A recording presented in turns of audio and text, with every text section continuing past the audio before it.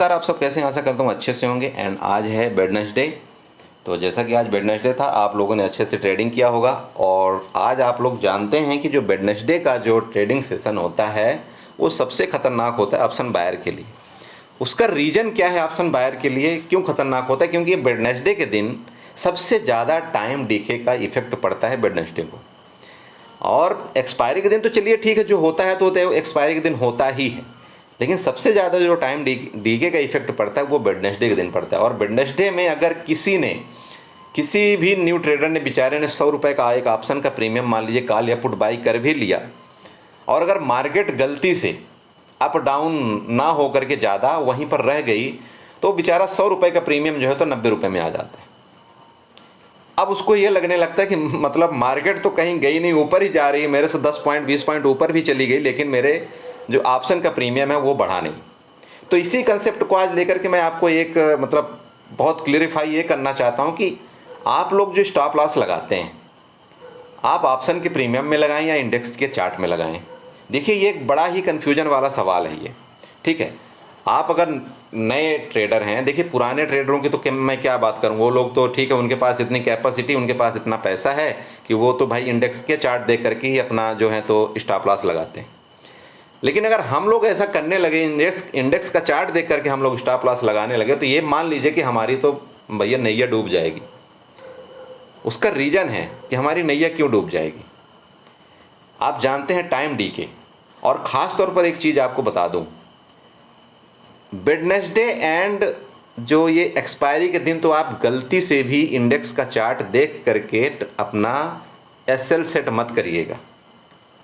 नहीं तो अगर आप मान लीजिए चार्ट में इंडेक्स का चार्ट देख करके एसएल आप सेट करते हैं मान लीजिए कि 20 पॉइंट का, ठीक है, और मार्केट अप डाउन करके वहीं पर रह गई 20 मिनट, तो वो जो 20 पॉइंट का आपका जो स्टॉप लॉस होगा ना, वो 30 पॉइंट के बराबर हो जाएगा।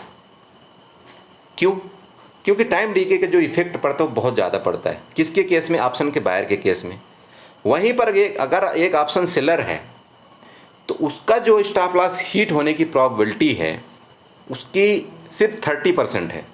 मतलब अगर उसने स्टॉप लॉस किसी भी पार्टिकुलर स्ट्राइक प्राइस में उसने लगा दिया, वहाँ पर आप उसने सेल कर दिया, तो उस जहाँ पर उसने स्टॉप लॉस लगाया है ना, अगर उसने इंडेक्स का चार्ट देख करके स्टॉप लॉस लगाया है, तो वहाँ पर उसको उस जगह रेट जाने में मार्केट को उस डबल इफेक्ट लगाना पड़ेगा। मतलब उससे जहाँ उसने स्टॉप लॉस लगाया उसके और ज़्यादा 10 से 20 पॉइंट जाना पड़ेगा, तब जा करके उसका स्टॉप लॉस हिट होगा।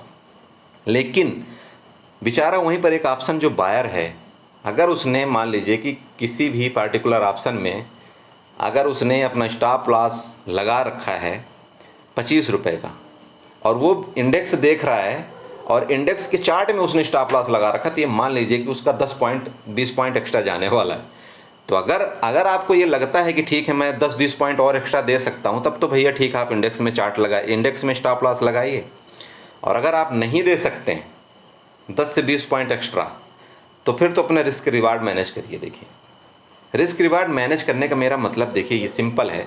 मैं बताता हूँ आपको स्टॉप लॉस, ये भी मैं बताता हूँ कैसे लगाना है। तो रिस्क रिवार्ड भी मैनेज करना एक स्टॉप लॉस का ही काम है। सिंपल लॉजिक है। देखिए, यहाँ पर मान लीजिए आप यहाँ पर देखिए, जैसा कि ये ऑप्शन का भी प्राइस चल रहा है, मान लीजिए यहाँ पर आप देख रहे हैं 43,400 का है ना, ये जस्ट मिनट 43,800 की जो कॉल है, ठीक है।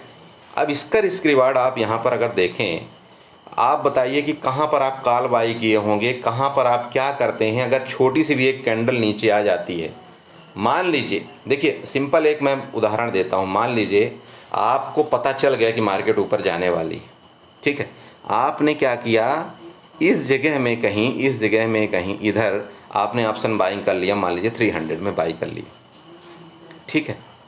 देखिए, अब 300 में बाई कर लिया। अब आप अगर यहाँ पर अपना रिस्क रिवार्ड नहीं रखते, तो खुद सोचिए कि अगर ये कैंडल नीचे आ गई, तो आपको मान लो 300 में आपने एक कॉल बाई किया था, और ये एक ही कैंडल सीधे मारती है 258 पॉइंट नीचे।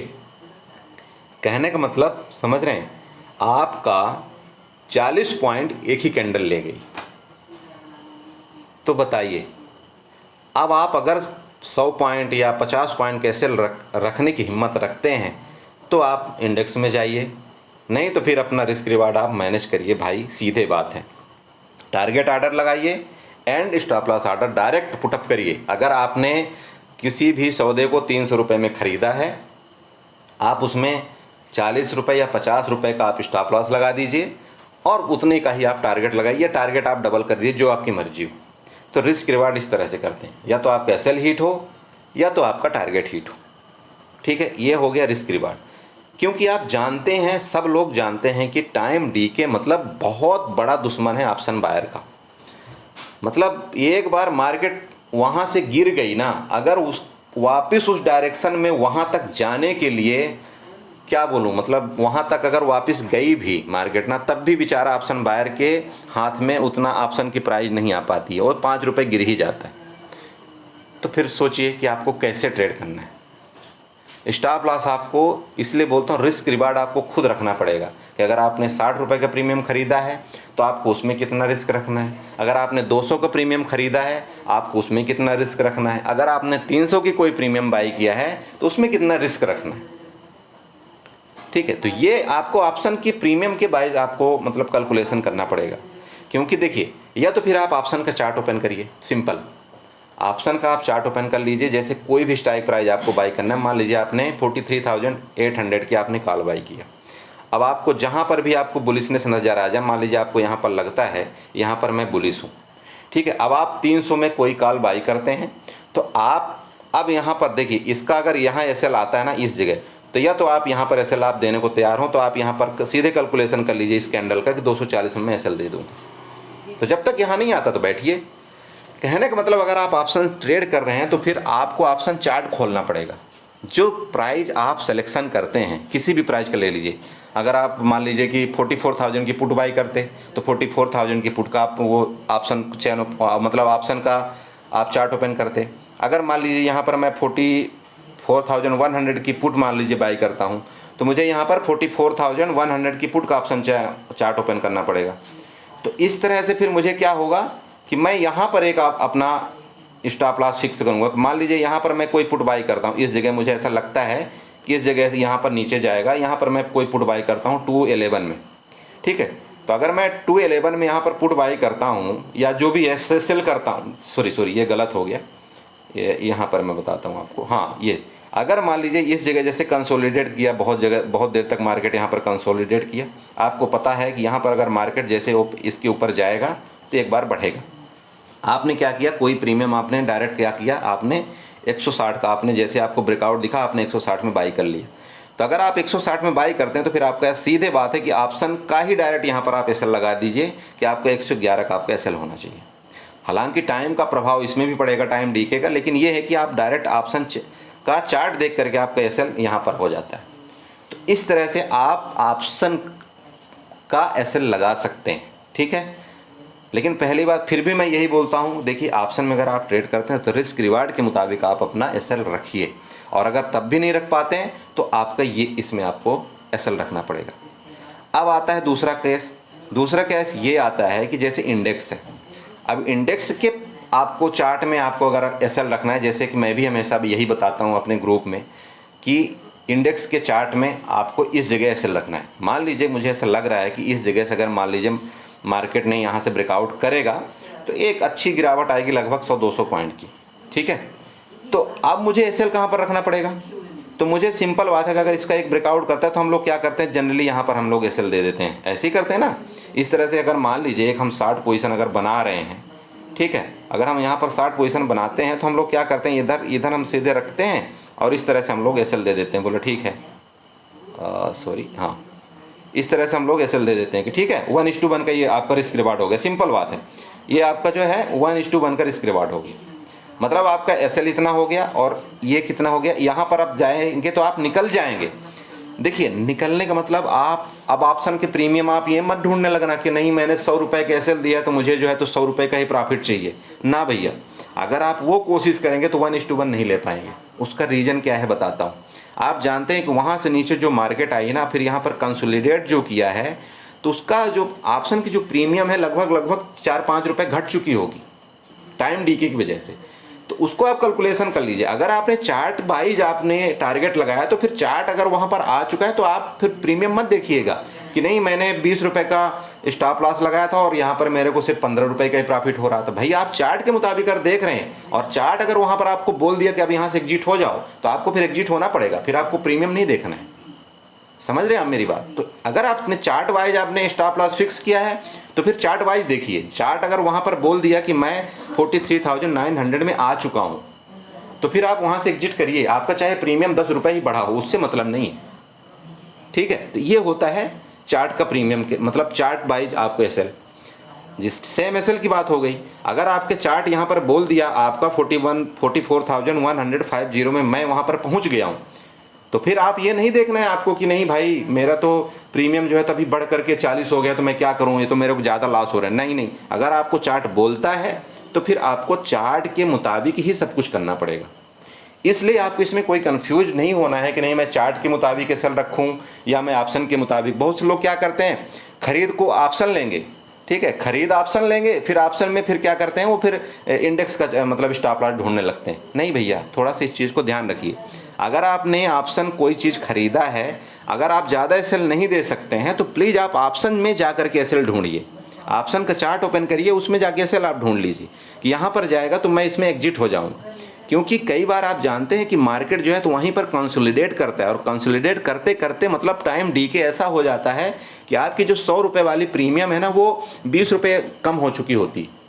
भले मार्केट आपके साथ 10 पॉइंट ऊपर गया होगा लेकिन वो 20 रुपये आपकी प्रीमियम कम हो जाएगी, तो फिर क्या करेंगे आप? ठीक है, तो तब तो फिर वही एक सहारा है ना आपका कि भाई आप ऑप्शन के प्रीमियम जा करके ऑप्शन चयन मतलब ऑप्शन के चार्ट में जा करके वहाँ पर एसएल रख दीजिए, तो आप थोड़ा सा लॉस से बच जाएंगे। फिर भी मैं हमेशा दोबारा ये बोल रहा हूँ भैया, रिस्क रिवार्ड बहुत ज़रूरी है। ठीक है, तो आप यहाँ पर समझ गए कि आपको इंडेक्स में किस तरह से आपको एसएल रखना चाहिए कि आपने अगर एंट्री यहाँ पर किया है, अगर आप इंडेक्स वाइज चार्ट का एसएल रखते हैं तो बिल्कुल रखिए, लेकिन फिर आपको ये नहीं देखना है, दोबारा बोल रहा हूँ, कि मेरी प्रीमियम कहाँ गई या कितना कम हुई या कितना टाइम डी हुआ। नहीं, अगर आपने चार्ट में इस जगह आपने एसएल रखा है या इस जगह आपने टारगेट रखा है, आप इन दोनों में से जो भी आपका अचीव होता है आप वहाँ से एग्जिट करिए या तो अपना स्टॉप लॉस ट्रेल करिए उस जगह में। समझ गए? मैं समझा रहा हूँ, आप लोग समझ गए होंगे, मैं आशा करता हूँ कि आप समझते हैं इस चीज़ को। ठीक है गाइस, तो इस तरह से आप अपना एसएल को रखिएगा। ठीक है, एंड बाकी जैसा कि मैं आप लोगों को ये बताना चाहता हूँ, जैसे मैंने यहाँ पर सुबह जो मैं अपने ग्रुप में ट्रेड दिया था, तो ट्रेड देने का मेरा एक लॉजिक था। देखिए कि यहाँ पर अगर 44,250 के नीचे मार्केट उठ जाती है तो यहाँ पर हम पुट बाई करेंगे। देखिए, हर एक चीज़ मैं हर एक मिनट किसी को नहीं समझा सकता, बस कुछ आपको लॉजिक लगाना पड़ेगा कि 44,250 के नीचे क्यों पुट बोला गया था। आप अगर पिछला चार्ट देखते हैं ना, इस डे का चार्ट अगर आप देखते हैं यहाँ पर, ये देखिए, अगर आप इस जगह का चार्ट देखते हैं तो आपको ये पता चल जाएगा कि मार्केट जहाँ ओपन हुई, और सिंपल बात है, अगर इसके नीचे मार्केट गई तो फिर ये नीचे कम से कम 100-200 पॉइंट नीचे जाने वाली है, क्योंकि बहुत तेज़ी से नीचे आ गई। इसलिए मैंने अपने ग्रुप में मैसेज दिया था कि 44,250 के नीचे पुट बनेगा, और सेम निफ्टी में भी मैंने बताया था कि 18,574 के नीचे पुट बाई करेंगे। ठीक है, मैं आपको दिखा रहा हूँ, आप देख सकते हैं। हाँ तो फ्रेंड, यहाँ पर देखिए मेरा एक छोटा सा हम लोगों का फ्री ग्रुप है, सीखो और समझो। देखिए, मैं किसी भी तरह का कोई सेबी रजिस्टर नहीं हूँ, मैं किसी भी तरह का कोई पैड ग्रुप नहीं चलाता हूँ। मैं सिर्फ सिखाने के लिए अपने ग्रुप में हमारे जैसे सभी दोस्त भाइयों को इकट्ठा करता हूँ, और उन विचारों की मैं पूरी हेल्प करने की कोशिश करता हूँ जिन्होंने मार्केट में, जो लोग नए आए हुए हैं, क्योंकि उनके साथ बहुत बुरी तरह बर्ताव किया जाता है इस मार्केट में। उनसे पता नहीं कितनी फ़ीस वसूली जाती है, कितने तरह के फ्रॉड कॉल आकर के उनको जो है तो फंसाया जाता है। इन सारी चीज़ों से मैं उनको अवगत करवा देता हूँ कि ऐसा मत करो। मार्केट को मैं अगर इतने दिन दिया हूँ तो जिस तरह से मैं समझा सकता हूँ आपको, मैं कोशिश करूँगा समझाने की। और हम लोग अपने ग्रुप में हर एक तरह का डिस्कस करते हैं कि मार्केट ऐसा कर सकती है, यहाँ से हमको ये चीज़ लेना है। ठीक है, तो अगर आप भी चाहते हैं हमारे ग्रुप में जुड़ने के लिए तो आप हमें इस वीडियो के नीचे कमेंट कर दीजिएगा, और मैं उस कमेंट का मैं सबको रिप्लाई देने की कोशिश करता हूँ, इसलिए मैं आपको भी रिप्लाई दूंगा। मैं अपना व्हाट्सअप नंबर दे दूंगा, आप मुझे व्हाट्सअप कर दीजिएगा, एंड मैं आपको ऐड करने की पूरी कोशिश करूँगा।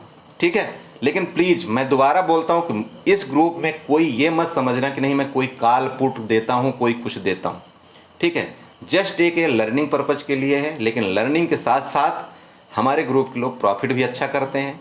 और मैं देखिए, अगर इसीलिए बोला जाता है ना कि अगर आपके साथ कोई एक पुराना बंदा है और वो आपको कोई तरह का फोकस कर रहा है, वो आपको ये बता रहा है कि भाई यहाँ से एग्जिट हो जाओ, यहाँ से प्रॉफिट बुक कर लो, यहाँ लॉस होगा, आप बुक कर लो, तो उसका मतलब ये समझिए कि उसके साथ ये सब हुआ होगा, इसलिए वो ऐसा बता रहा है। तो मैं ये कोशिश करता हूँ कि देखिए, प्रॉफिट होना एक अलग मैटर है, लेकिन मैं सबसे पहला फोकस मेरा इस ग्रुप पे यही रहता है, आप लॉस जितना कम से कम हो सके वो करेंगे आप, ठीक है। तो यहाँ पर आप देख रहे होंगे 9:09 का मैसेज है, निफ्टी बिलो 18,575 पुट बाई होगा, बैंक निफ्टी बिलो 44,250 के नीचे पुट बाई होगा, ठीक है। एंड आप लोगों ने चार्ट में देखा होगा, जो भी दिया मैंने यहाँ पर टारगेट भी मैंने बता दिया था, बैंक निफ्टी 44,075 तक जाएगी, ठीक है। देखिए, ये सारी चीज़ें जब आप लेवल निकालना सीख लेंगे, यहाँ पर निफ्टी का भी आप देख सकते हैं, निफ्टी बुक नाउ 18,544 में, मतलब मैंने ये भी बोला था कि 18,544 में मेरा पहला टारगेट बुक हो जाना चाहिए, ठीक है। तो इस तरह से किसी को एंट्री का टाइम भी नहीं मिला, किसी ने एंट्री कर लिया, प्रॉफिट भी बुक कर लिया। देखिए, सबका अपना अपना टाइम है, अपना अपना दिमाग चलता है। बाकी सब देखिए, हमारे ग्रुप में इस तरह से हमारा कुछ डिस्कस होता रहता है, सब लोग एंजॉय करते हैं और हम लोग आपस में ये भी डिस्कस करते हैं कि ये ऐसा होगा। और जब हम लोग कई लोग मिलकर ऐसा डिस्कस करते हैं तो देखिए, प्रॉबिलिटी जो है जीतने की वो बहुत ज़्यादा हो जाती है, और हम लोग जो लॉस करते हैं वो बहुत एक छोटा लॉस हो जाता है। देखिए, मार्केट में आते ही आप प्रॉफिट नहीं कर सकते हैं, आप ये ध्यान में रखिएगा। लेकिन कुछ चीज़ें ऐसा है, जब आप ये करना शुरू कर देंगे, जब आप अपना लॉस कंट्रोल करना शुरू कर देंगे तो ऑटोमेटिक मार्केट में रहेंगे, और जब बहुत दिन तक मार्केट में रहेंगे, मार्केट को सर्वाइव करेंगे, तो मार्केट को सीखेंगे आप, ठीक है। तो इस तरह से है। एंड प्लीज़ हमारे चैनल को लाइक करिएगा, सब्सक्राइब करिएगा, और वीडियो में तो लाइक बनता है गाइज, और कमेंट तो बनता है, ठीक है। दोबारा बोलता हूँ, चैनल को सब्सक्राइब जरूर करिएगा। एंड अगर हमारे ग्रुप में आपको ज्वाइन होना है तो प्लीज़ मैसेज ज़रूर करिएगा। Okay, thank you so much, enjoy करिए।